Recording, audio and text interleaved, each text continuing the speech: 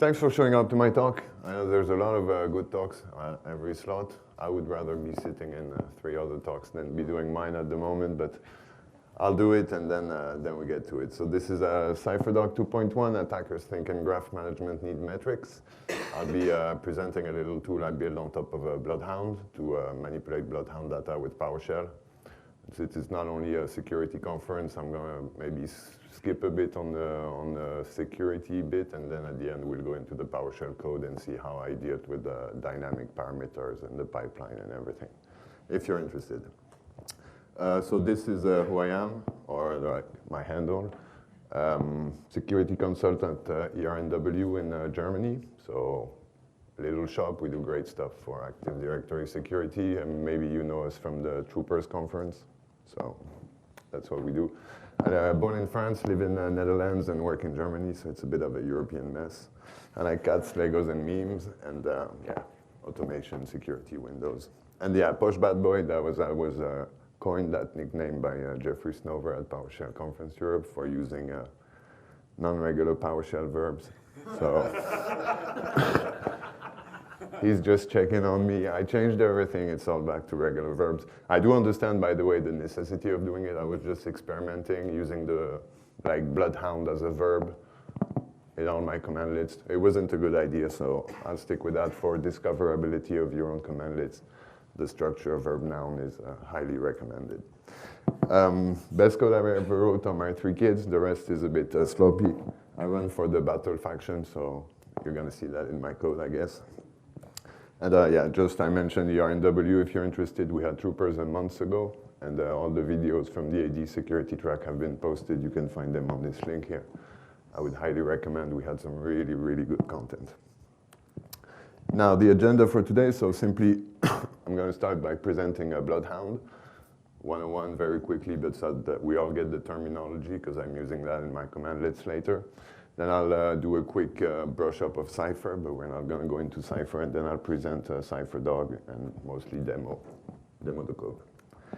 So Bloodhound 101, it's going to be fast, so I stole this meme from the Bloodhound guys, but I just love it. It was created by Harmjoy, Waldo, and Captain Jesus, so the 3 of them now work in the area somewhere for Spectre Ops. It's a AD attack path graphing tool, and if you haven't seen it yet, or usually the first time people see it, it's a real eye-opener for the structure of your Active Directory.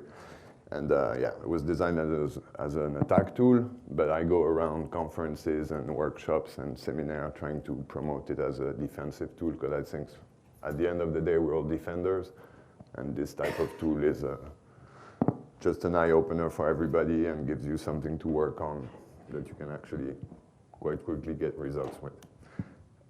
So where does it stand in the attack kill chain? Bloodhound is simply an internal reconnaissance tool, so there's no offensive capabilities in it.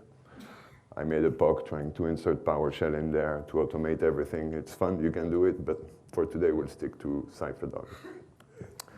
And that's what it looks like, so we'll be visiting the UI a bit later, but that's what it looks like. Sorry. So in terms of terminology, and that's linked to the Neo4j terminology, the underlying database under Bloodhound. So we talk about node, edges, and path. A node being any type of object on the graph. An edge is a relationship between 2 nodes, and a path is simply nodes connected by edges, a chain. So the type of nodes in Bloodhound started with users, groups, and computers, and then throughout the successive development of the tool, they've added complexity to it. So now it also incorporates GPO nodes and OU nodes, and that does make the job of a defender very much more complicated, but also it gives you more insight on what is really possible in your Active Directory. Is that okay with the mic doing the, you okay? I hear a lot of noise, but okay. So the edges started with the default, so member of admin2 and has session. That was the base package with the first release of Bloodhound. Then came the ACL release. So all these edges are now on the graph. And again, they do add a lot of complexity, and they do multiply the amount of existing path. If you can manipulate the ACL and give you rights on an object, modify that object, and so on, and move like this. GPOU have their own edges, specific, of course. And then what they call the special edges, probably more for some more exotic type of attacks. So the DCOM, the delegation attack, allowed to act on behalf. So that's the latest with a primitive targeting a computer node. That's the graph, and I guess now it's time for a quick demo of Bloodhound. Thanks, Jeffrey. Thanks for reminding me.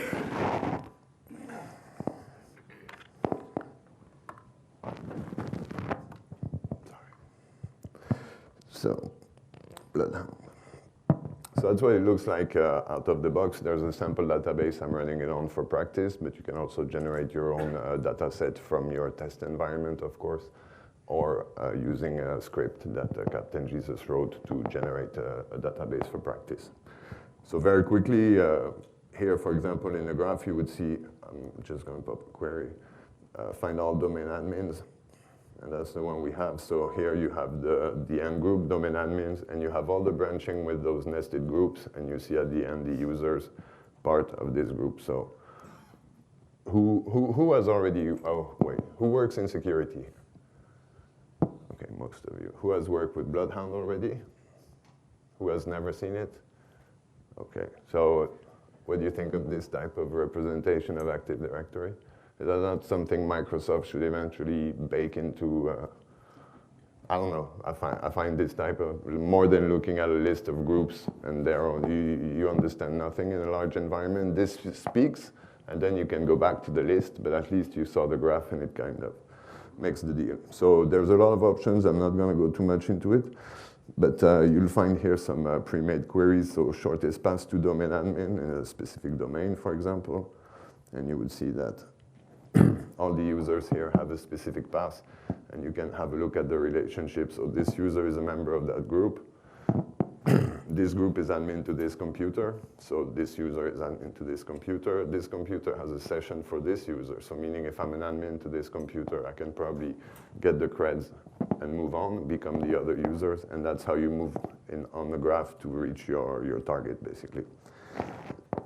Loads of cool options here. I'm not going to detail them, but there's a lot of documentation already available online for Bloodhound. Most interestingly here, you can start to input your own custom queries, and that's where the Cypher goes.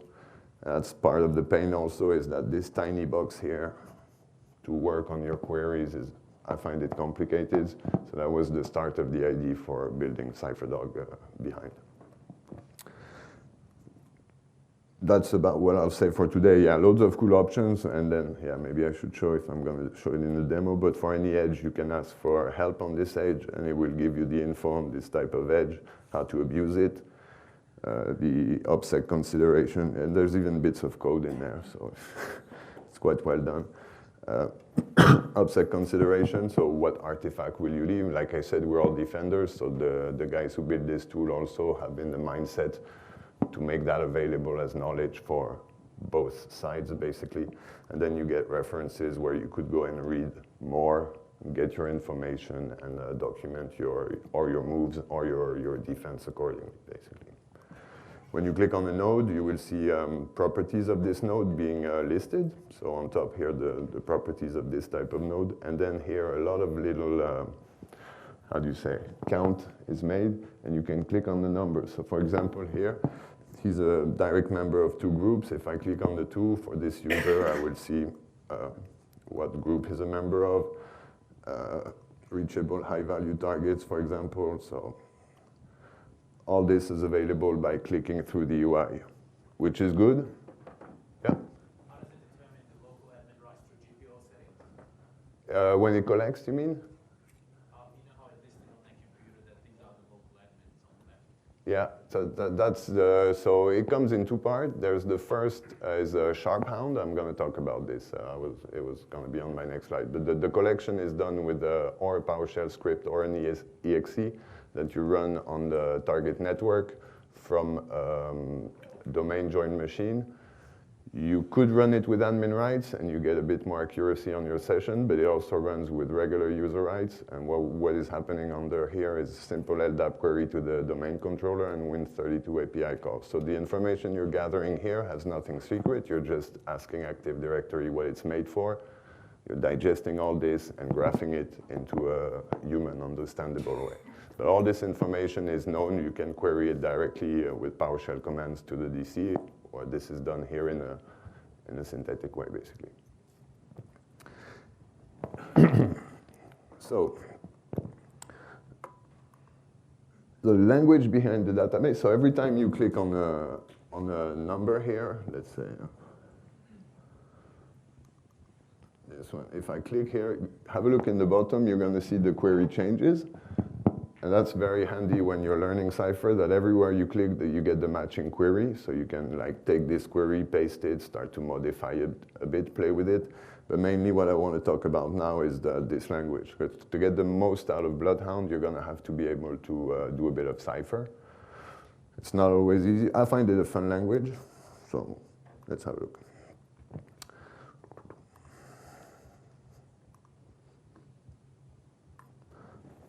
So yeah, Cypher is the Neo4j database query language. We're just using it with a specific type of nodes we gave in Bloodhound. Yeah, this one is special for Joey. So I'm going to have to talk a bit about Cypher, but it won't be too long. And the idea behind the whole module is to completely abstract the need for knowing Cypher and to ask your question in PowerShell. But I still think you should still know a bit of Cypher, right? It kind of goes together. So very simply, that's the schematic way you represent a query in Neo4j. It's very visual. So that's pseudocode, but the brackets are like this. So a node has an edge to a node. And if, for example, Bob likes Alice, then you could ask the question, who likes Alice, by not having Bob. Or you can say, who does Bob like, going the other way around. And you can simply say also, what relationships do I have between Bob and Alice? And if there were more in between, then that creates a longer path, of course. Real queries look like this. So I put colors so you can like kind of understand the way you play with this language. So here on top with my match, I'm saying create a variable A, and in there put a user with the name Achavarin. So I put him in A. Then I do the same thing with B, and I take a group with the domain admin group. And then I simply ask for a path P, which is the shortest path from A to B with any type of relationship in the middle, and return that path. So this is roughly how you build your query. I find it like little bricks of stuff you kind of plug into each other. It's a database query language, basically. So, and there's, of course, way more you can do with this, but that's what it looks like. That's how far I'll go for today.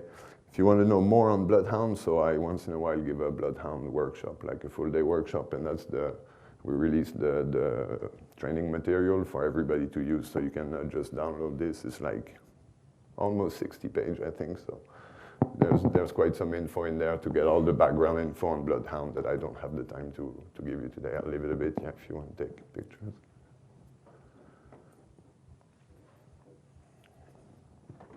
Not me. Good.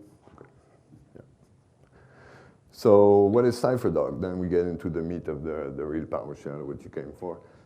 For me, the idea here was simply, again, to remove all those clicks. You see that in Bloodhound, you do have to click, click, click. Like we're PowerShell people, so we don't like to click, and we like to be able to do it one time and then at scale. So that was the whole idea with this PowerShell module. What I tried to bake in there, so it was also like, when you start to write a module, you have a choice. You decide it. That's why I love also writing my own commandlets, is that I write them for me, and then I share them, but I just like playing with it. So of course objects, but I also wanted a short and easy syntax. So my challenge was to try and remove all the ticks, so that everything is positional, and you can almost, it looks like English when you type it almost. That was a goal. I wanted tab completion everywhere, also on the usernames, because they're very long and I can't really type, so I make typos. So I just type 2 letters in tab. That works good for me. So this is why I had to use dynamic parameters, which is a bit of a pain. I don't know how many of you have used it already? Yeah, enjoy it? Yeah, it's a pain. And then I wanted something, but I discussed it with Lee Holmes. He said, maybe you can do, I'll have to look into it. I wanted dynamic output type. I didn't find that. But I don't know if that's, I'll keep searching, because that would be cool to be able to still have your properties tab complete after the where, after the pipeline. But for that, your commandlets need to know what it's outputting, and my commandlets node can output users, groups, and computers. They don't have the same property. So I'm looking for a way to kind of hack the stuff, but I didn't find it. Now, of course, like I want pipelines, so I'll show you at the end. You can build very long command lines that kind of follow the graph, and you can at every hop say what you want for the next one. And it's just, I find it funny. The benefit of all this, well, of course, you can manipulate the data, so add nodes, add relationship to the graph during your engagement or in a long-lasting defense kind of mapping you would be making. You can output metrics, even though that's not easy. We're still searching for what would be the exact good metric to determine the security posture of an Active Directory. I think it's hard to give with one number, but probably by crunching the data here and finding some relevant indexes, we could start to align and compare. I'm annoyed that you cannot compare environments because there's no reliable way of measuring anything. So it's a bit of a feeling. I give you 3 stars, I give you 2, I give you a smiley, a thumbs up. It doesn't make sense. What we do is way more complex than this, and we need to find a simple way of expressing it to management, but that still doesn't make our job look like we wing it. So it has to be measurable, and that's, for me, I think the data in Bloodhound is a treasure trove. I'm still searching for the right way to represent it. You can integrate, once you have your commandlets, you can do things at scale. You can integrate it with other tools. So like I said, I tried to integrate Empire in there. And you are seeing your Empire infrastructure at the same level than your targeted infrastructure. So that was quite cool. Metasploit 5 has a REST API, so I'm thinking I will do it. And now there's a new C2 that came out from Jared Hyde faction that also has a REST API, so I'm going to build a module and try to put it in there. Then you would have all your attacking tools, and it would be quite cool. And then you can automate the red team. Slow down. But yeah, it never stops. The more you put in your Lego box, the more at the end you can start to build crazy stuff. And yeah, the no need to master Cypher. So here again, I think it's no need to master Cypher to use it. It's also a good way to learn Cypher by using CypherDog. I'll show you every commandlet has a Cypher switch. Instead of running the command, it would output the query you were building with PowerShell. So that's the list of commandlets. I might have gone a bit overboard, but do notice those beautifully appropriate verbs, please. No, it does make sense in the line, but I made sure to add Bloodhound so you never use it really, and you use the alias. That makes your life easier, or my life at least. Okay, let's do that.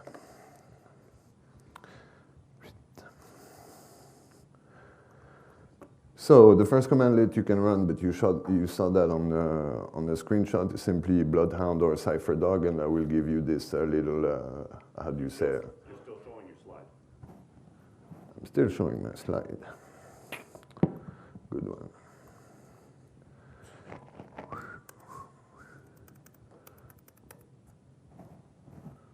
Not on mine though. Here we go. And slideshow.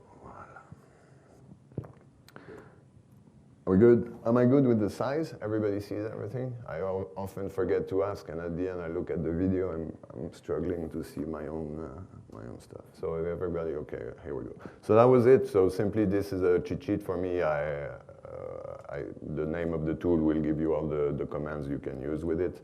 And I try to order them in a way that you can find them quite easily, let's say. But yeah, there's a lot in there. So the full syntax would be get Bloodhound node type computer, and this will return all the computer nodes in the database, and we see that we have beautiful objects like we like, and all the data that you could find under the property tab of the user is actually reflected directly as an object.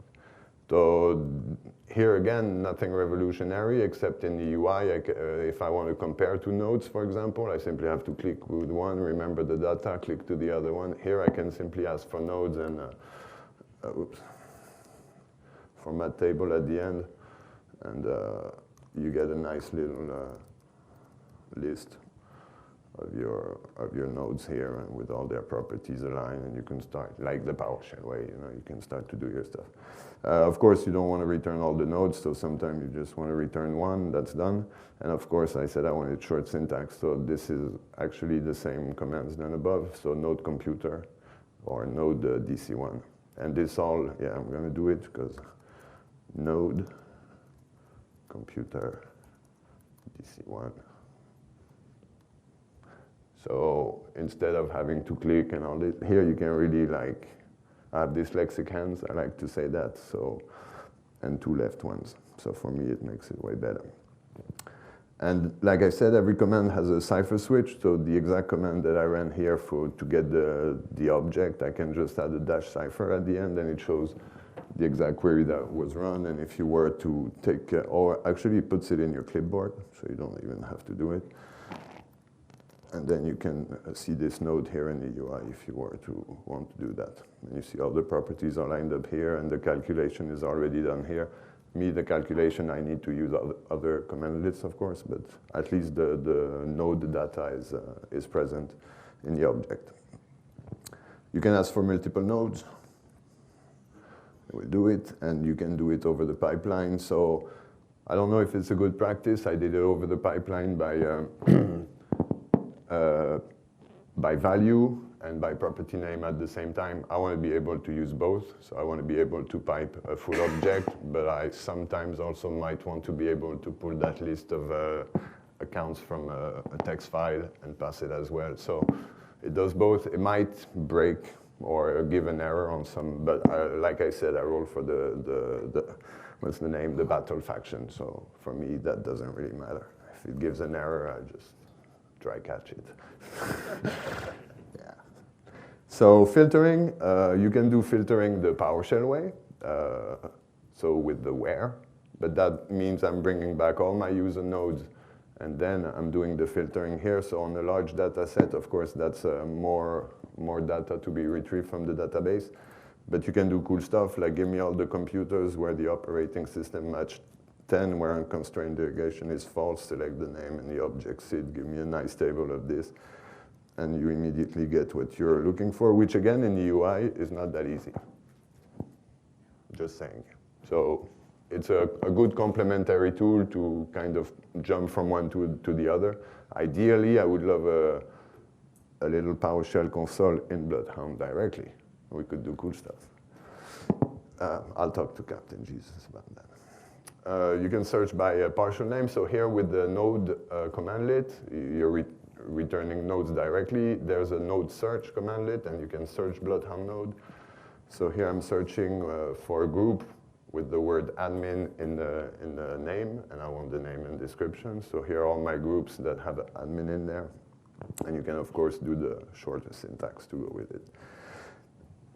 You can search by property. So search Bloodhound node computer with a property and constraint delegation set to true, and so on, and this short syntax again.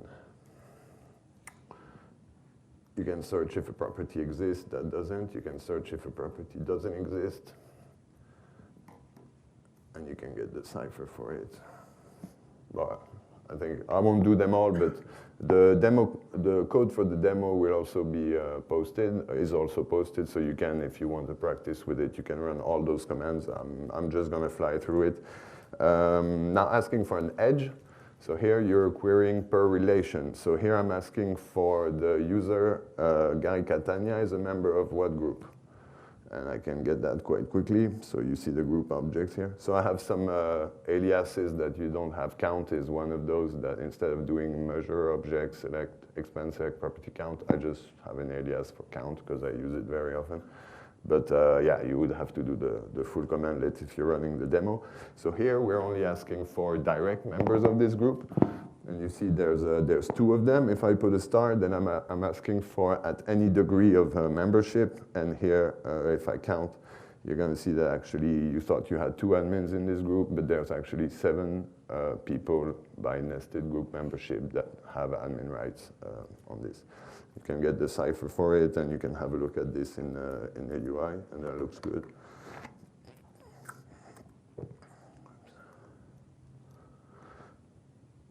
So you see the nested group memberships here. Oh, of how many groups is he a member of? Sorry, I twisted my own syntax. This one, yeah, is complicated because edge have a direction. So you need to take in consideration. I always get confused. I have two commandlets, edge and edge return or reverse, to kind of ask if you're asking for, the target or you want to know the source, basically. It's a little gem to play. And I gave an alias to where to, and that kind of makes it easier to read. In bad English, where to user Gary, member of group. So of what group is he a member of? Yeah, it's bad English, I said, but it still works. And you can, of course, start to do your filtering only for domain.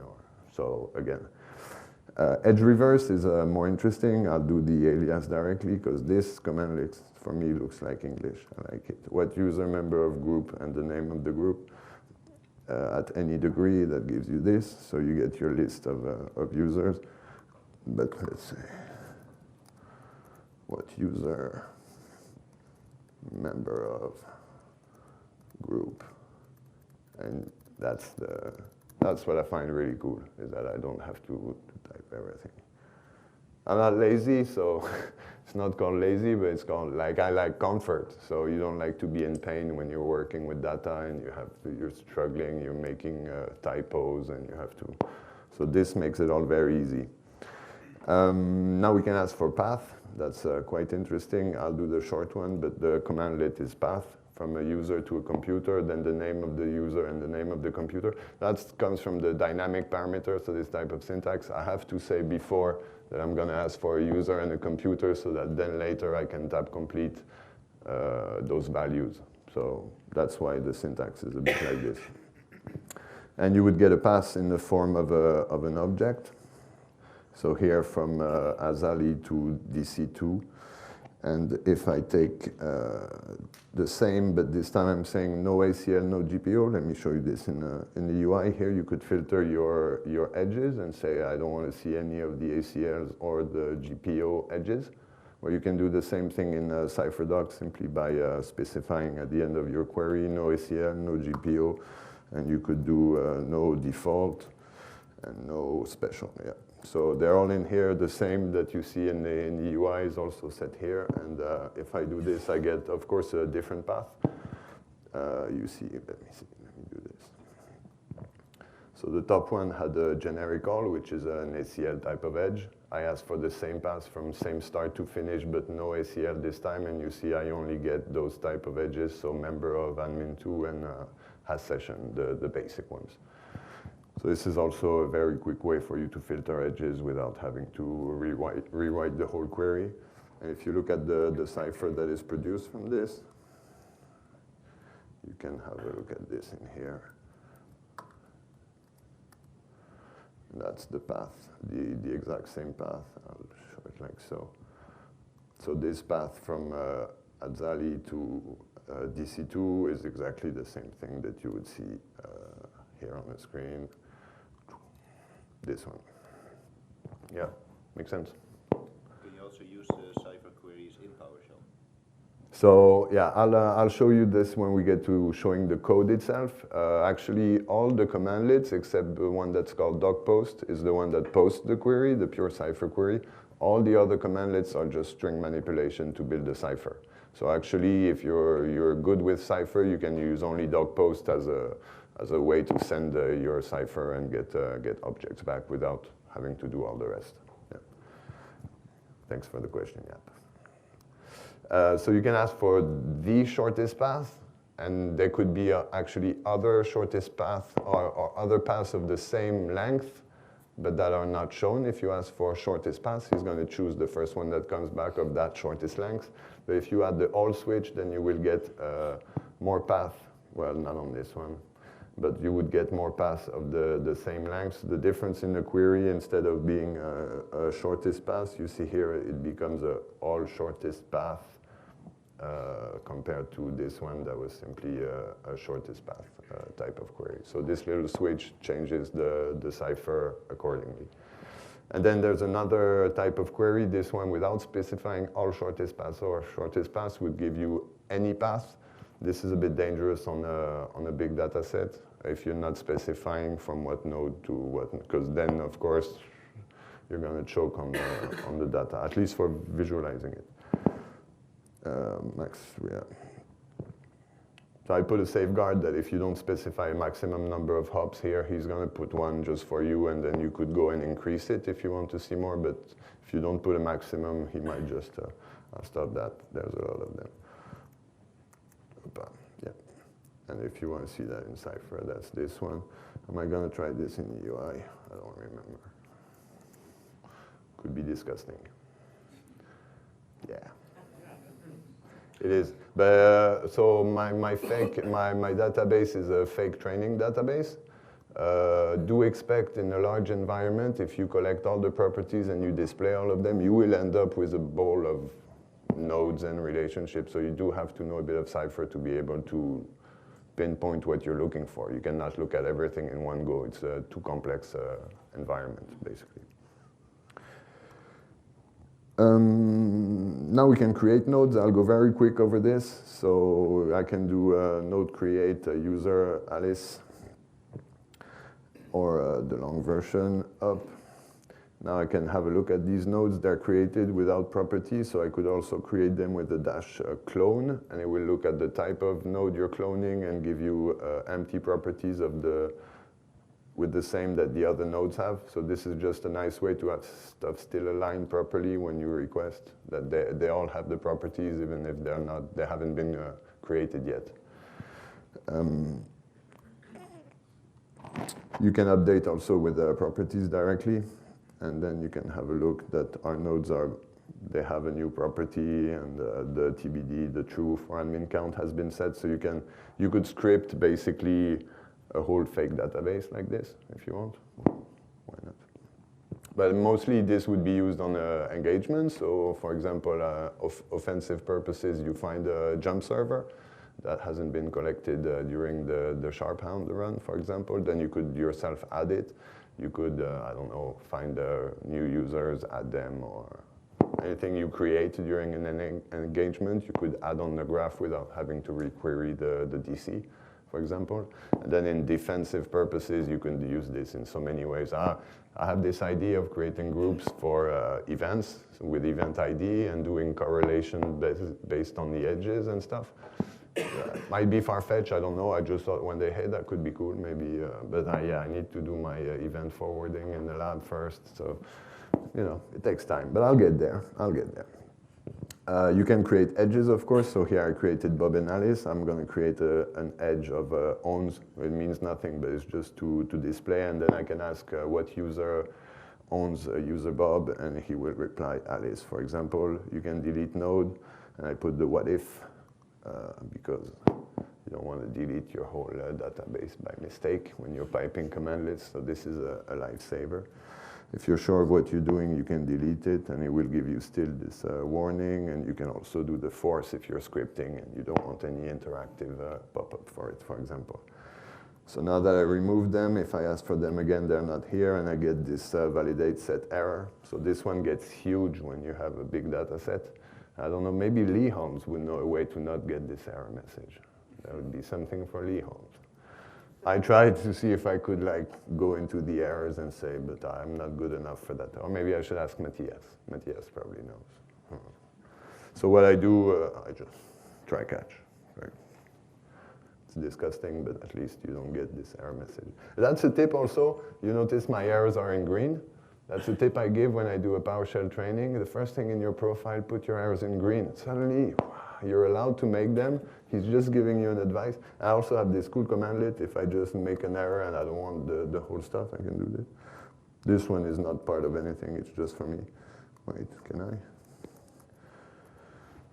It gives me the error again, but in white. When the red is too offensive, doesn't matter. I like to make short aliases for everything. Don't come on my computer and press one letter enter, because something is going to happen. But yeah. So in Bloodhound, you can also, if you go on a user, for example, at the bottom of the user, there's nodes here, and you could start during an engagement adding nodes onto your nodes, or you can do it also in CypherDog. Sorry. I got scared. So. Node user Gary, note user Gary. So we're checking, he doesn't have any notes. I'm gonna add a hello world to Gary, and we're gonna have a look, he has it. If I go back to Bloodhound, if I wasn't on Gary, which shouldn't be the case, oops, Gary, here he is. Am I on Gary? No. So that's Gary, and if I double click on him, I get his info, and you do see that I did add the note from outside of Bloodhound. I added a stamp in there just to, like, because you can do it, so I was thinking maybe you want to, like, keep track of when that was added and stuff, so you can just add the stamp, it will automatically add the date and the user that inserted this comment. You can overwrite with something new, for example, if you want, and you can delete the notes on the user. So that was for note. Yeah, won't do it at scale. Top node is a way to count, so we're entering the world of metrics here. So you want to crush numbers on the whole database and see who is the group with the most members, for example. I see here my domain users, of course, but enterprise admins has 8, replicators 8. You could, this is limited to 5 by default, but if you do limit and another number you get there, if you limit to null, you get the whole set, so you could, you get the ranking of your groups. It doesn't work only for groups, of course, and there's a switch for domain, and you can get the Cypher, okay. But you can do it for, like, membership, so yeah, I had to find a way. So top node member gives you the group, the most member in the group. Top node membership will give you the users with the most group membership. That's interesting to know, who in your environment has the most group membership. Top node admin by, so that gives you the users with the most admins onto machines. And sometimes that's revealing also. It's not who you think it should be, yeah? Does that do the nested group membership? Yeah, this one, the top does completely nested, yeah. So if you ask it via edge, you can specify here top, I'm just, give me the big number. Give me the one I want to communicate to management, basically. Top node admin 2 this time is the same thing, the opposite. So the computers with the most admins, the user with the most logons, the computer with the most sessions. So all this data can be useful in an engagement also to quickly sift through and see what are the interesting targets, where will I find the most credential material, for example. And then there's a list commandlet, so the whole catchphrase is attackers think in graph, defenders think in list. As long as this is true, who wins? I forgot. I'm a purple guy, so I never lose or win. But anyway, it's a quote from John Lambert from the Microsoft response team, and it was kind of what paved the way to Bloodhound and this new way of thinking. I fully agree with it. I think the graph, like I said, is an eye-opening way of understanding Active Directory. Once we did that, we still need to automate stuff, and I still need to go back to my list. It's not because you think in graph, you don't use the list, but you have to think in graph, right? So I think it was very spot on, and that's, I think every Bloodhound talk has a reference to this quote, so I have to have it. You can list all the computers admin by a specific users, and here you can specify if it's direct admin, for example, so give me only the name who's a direct admin of DC2. Delegated, you see I have a few more. Derivative, I have even more, and you get the Cypher for it. So is it clear for everybody, the derivative delegated? Or like the nested is the first level, so you add people by nesting, and then if you say, okay, can I use Mimikatz to get cred, then you hop a computer to a user, and then it opens up to a new series of nesting eventually. So that's the difference between delegated or inherited and derivative, where you're abusing credential to change identity on the way. Yeah. You can list the logons for a user. So I don't know, even like a normal, as a normal regular admin, how long is the query to get the sessions from a user in the normal Active Directory commandlet? It's not easy. But if you have the Bloodhound data at hand, you list logon Gary, boom, you get all the machines with all the details and list sessions on WS5, for example. and you get them. I get the users with their SID and stuff. So I find it a very handy way of filtering all this. List members of a group, list the membership of a specific user, that's different. Cross-domain, I'm gonna start speeding up. Cross-domain, so members who are users who are part of a domain and who have membership in a group of another domain. That can be interesting for hopping domains, for example, and you get the list of the from and a to, source target, and you can play with this object. You can ask the same thing for sessions, for example, so cross-domain session. And of course, because it's PowerShell, whatever you do after the pipeline becomes your own adventure. So you can use all your set of commandlets built in, your own, whatever you have, any great ID. I like it. In the UI, so there's a way, when you click on a node, you can mark it as owned, meaning you've already been on this target, or you have the credentials of this user, or you can mark it as high value. Those two little options exist here. You see this one here is marked as high value. He has a little diamond on it, where you can retrieve or mark. Well, marking is just adding a property on the node, so you would use the normal node update commandlet. But you can retrieve them easily. I think like when you're writing code and the code gets complex, it's nice to have this owned computer as between brackets to read it easier than if it was another command. So that's why I created them. So here I have all my own computers. I can get my high value groups. And you can do the same for high value user. And you get them like this. Okay, next, so that's not built in Bloodhound, but it was an idea that, okay, when we look at path, they have various lengths, and we kind of get the shortest path. And the idea is maybe that the shortest path is actually not the cheapest to attack. It could be that a longer path has more nesting. Nesting, you don't have to do anything to move into the graph with nested groups. So actually it could be that a path with 10 steps and 8 are nested is actually shorter to attack than a path of 5 where it's all steps to be taken. So the idea here was to find a way to catch this. And simply what we do is somewhere in Cypher, I can show you the Cypher actually, I think, yeah. Somewhere in Cypher here, I'm making him count the relationship where the type of the relationship is not member of as the cost. And then you get an extra piece of info on your path that can be useful eventually.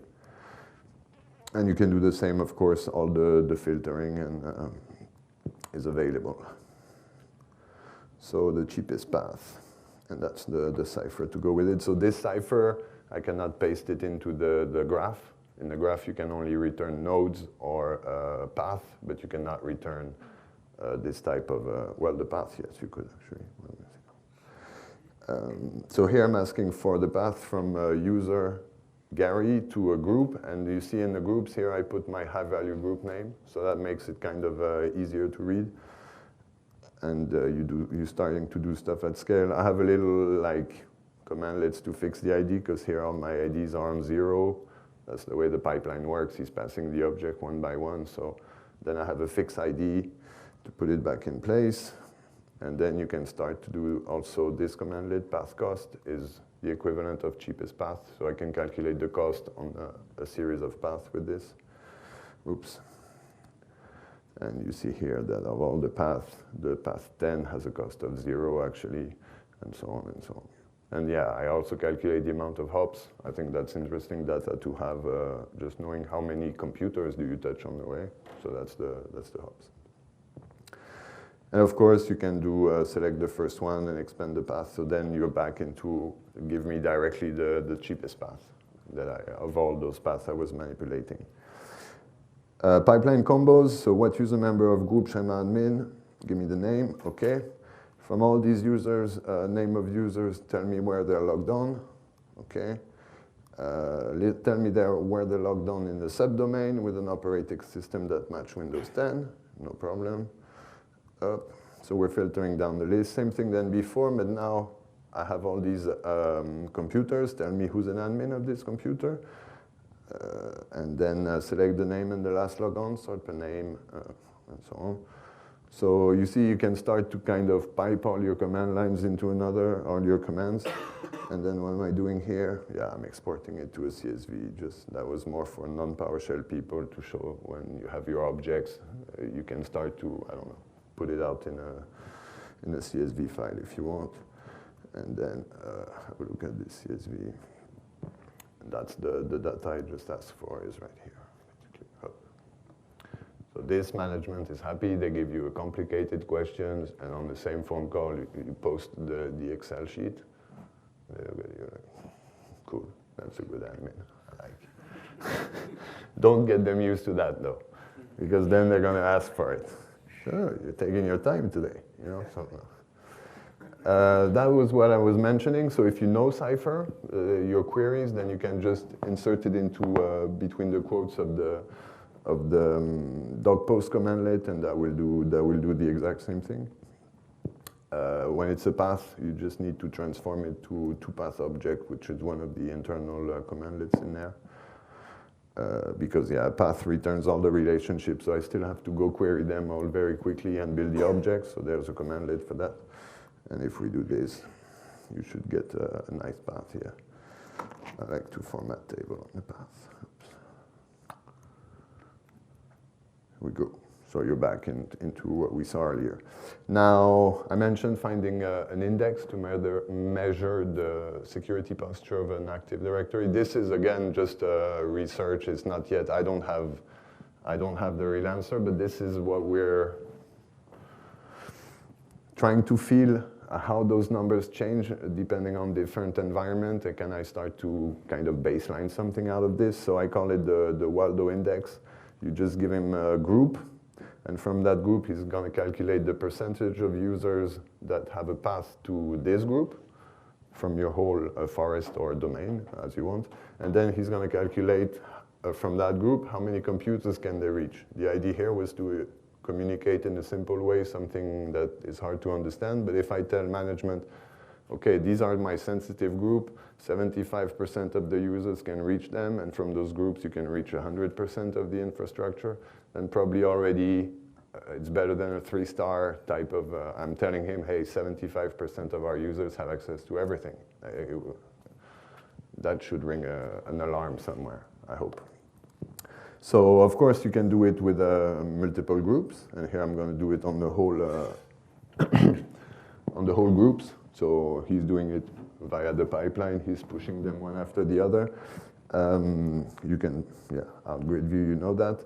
And I could do it. I think that's the relevant metric here, is to do it on what we call the high value groups. So the ones that are listed by Microsoft with a sensitive SID, so the account operators and all that. So not just your admin groups are admins in the environment.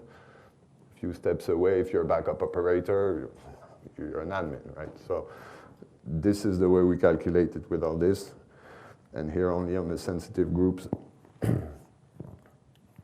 he's giving you. So here I could say, for example, so I have 64 users, 35 of them have a pass, that's 54%. They hop 5.42, they touch 0.96 computers with a cost of 2.92, and going out, they can reach 66% of your computers are 2.5 hops away from this group. So it's a kind of mathematical way to try to represent the data. Like I said, it's not perfect. I think the graph still, if you give a picture next to it, we're kind of made to read pictures quickly. Well, what I think. What was that? Here, quickly a link to a blog post where I go into detail about like blacklisting nodes if you're interested.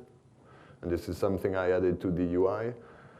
Right here in your queries, you can also have your own custom queries. So I added a few to kind of play with a blacklist. Because like when they're doing path reduction calculations, so the workflow was to delete a node, and I don't like to delete data from the database, just in case I made a mistake. So by blacklisting it, he's still here, but he's not queried in the path.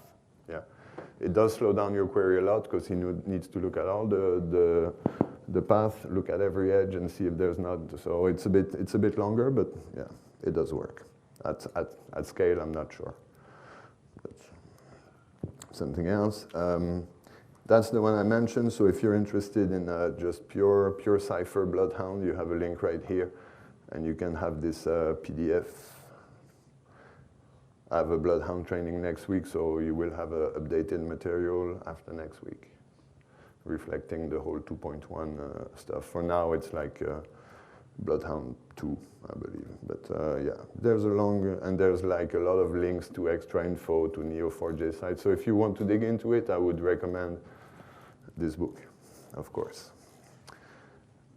A bit of self-promotion, otherwise nobody does it. So that's about it, like for the commandlets. I hope you found, or at least it gives you an idea of what you could do with it.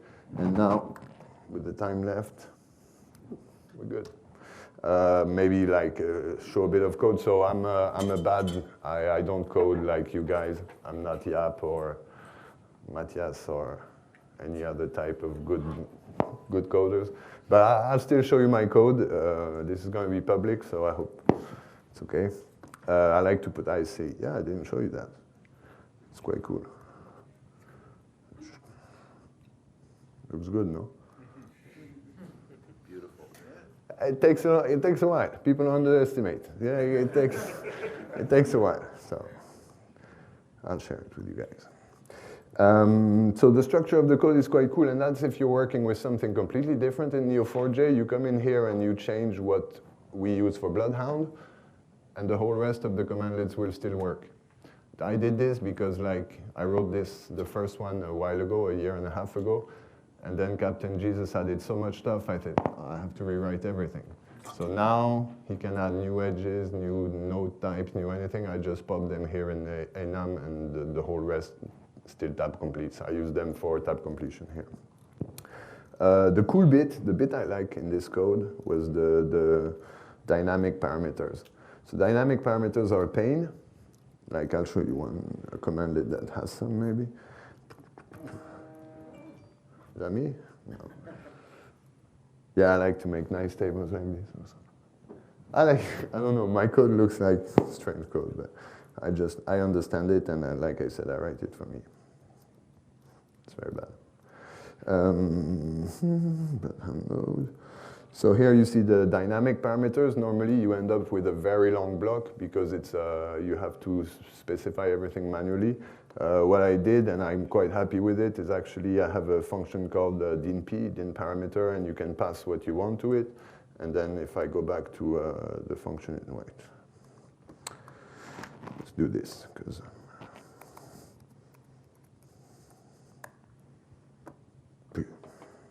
so that's the function.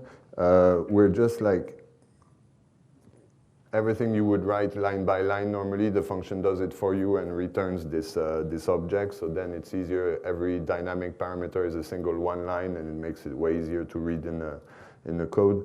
And another cool bit, so dynamic parameters are cool, but still positioning them was tough. And I found a cool way to do it. Like, depending on the syntax, the position will change. Depending on, I'll show you the code. It's easier. Find function, get Bloodhound. I think it's in the list, node list. Yes. Shook. These are commandlets from the script monkey module I'll be demoing at the PowerShell Conference Europe. They're funny also. There's a whole set to manipulate ISE from the command prompt. Anyway, here in the list, you see that my position of the parameters is actually a variable. And the only thing I do, like if this one applies, I pump so that my syntax stuff are not in the same place. I can add derivative if I'm asking for admin2, for example. I don't know if that makes much sense, but if you're playing with it and you think, hey, how would you do that? That's where it happens here. It's just with the naming the position here, and then then I increase it of 1, and the other time I increase of 1. So actually I'm pushing the rest of my parameters if I need to. They're going to be in a different position. So that was quite a funny, I was happy when I found how to do this. Yeah, it's late, it's night, you have an idea in your head, you're coding it, I love it, and then you're trying to find a way to do it. I think that's why PowerShell is so fun, is that you can achieve results alone, and then suddenly you end up presenting them in front of people at PowerShell submits. So I'm like, this is crazy. And people come and see you and they say, I use your code. I feel warm inside. That's for you. Turning to you, yeah. That was about it. Let me see if I have slides left. Maybe a couple of memes. No, not even. So takeaway, yeah, Bloodhound is awesome, and it's not only for defense. So if you're just even a regular admin trying to get the approval from the security guys, run it. And maybe if they didn't, or have them show you the result if they did. And if they didn't, do it with them and say, hey, can we have a look at our ID in that way? That looks cool. Can we try this? Ask them first, because you're going to be sending a lot of traffic to the DC. You don't want them to come to your desk and say, what tool are you running here? But if they're watching, like you only hear what you're listening for, right? So I'm not saying everybody catches Bloodhound, but a good defense team might smell something. The code is on GitHub, on my GitHub page, including the demo code. If you have questions, you can find me on Twitter on the Bloodhound Slack. And again, here I would recommend for any hacker or attacker, defender, the Bloodhound Slack is not only about Bloodhound, but about a lot of various security topics, detection, and all this is included. There's a channel for everything, but there's a channel for CypherDog, and there's a channel for Cypher queries, so you can come here and just ask questions. And in the main general conversation, sometimes Sean Metcalfs pop up to answer your question, or Benjamin Delpy, or so you do get the right answer usually, and that's quite cool.